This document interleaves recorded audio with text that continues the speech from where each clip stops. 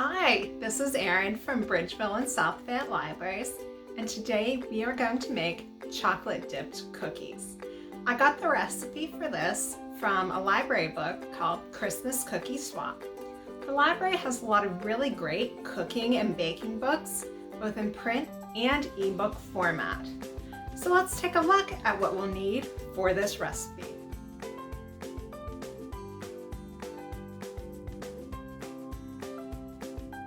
I've started out here with my butter. I put the 1 cup butter in my bowl here, and what I've done is I've taken my mixer and just mixed it on medium speed until the butter's nice and creamy. So now I'm ready to add my 1/2 cup powdered sugar, and I'm just going to add it in here, and then I'm going to turn my mixer back on, beat it well, back on medium speed until everything is nice and combined. And then we'll look at adding our next ingredients, which is the orange. So I'll check back in. So my powdered sugar is nice and combined, and I am now ready to add my orange rind and my orange extract. So I have my 1 teaspoon of grated orange rind, and then I'm going to add 1 teaspoon of orange extract as well. So I have a nice solid orange flavor in that dough there.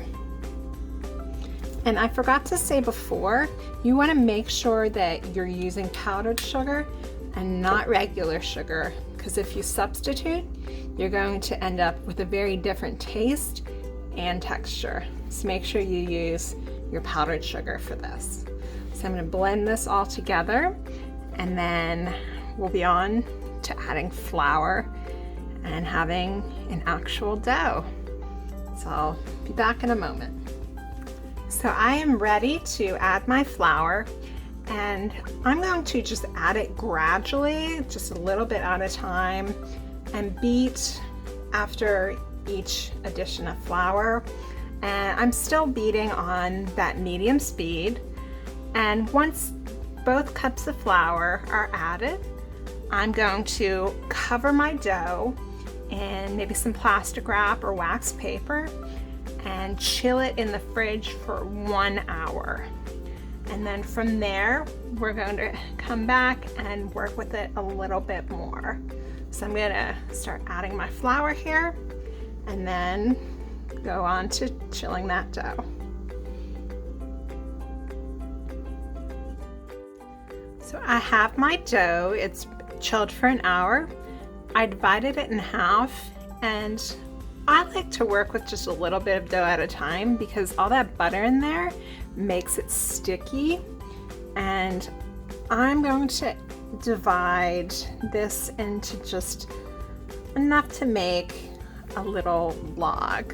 I'm going to roll that out, and it should be about 2.5 inches long and a 1/4 inch. So that looks kind of good to me.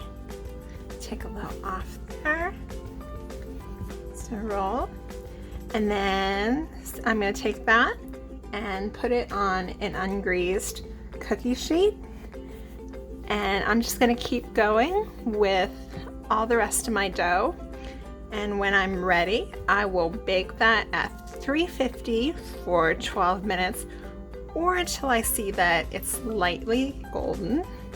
I'm going to cool it on the baking sheet for 3 minutes and then transfer them to my cooling racks.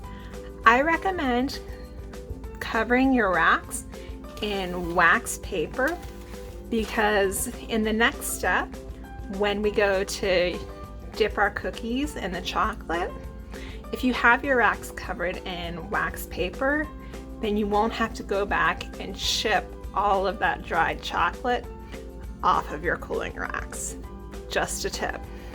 So I'm going to keep rolling my cookies out, and then I'll check back once they've all baked. My cookies are all cooled now, And I have my chocolate here, my chocolate chips that I have in my heat-proof bowl. I've melted them in the microwave. I put them in for a minute and then I stirred halfway through to make sure all of the chocolate chips melted. So now I'm ready to begin decorating my cookies. I'm going to take a cookie, dip the end in the chocolate, and then I'm going to just sprinkle some of my coconut on the end, and then it's ready. If you are not a fan of coconut, what you can do is you can substitute some orange rind.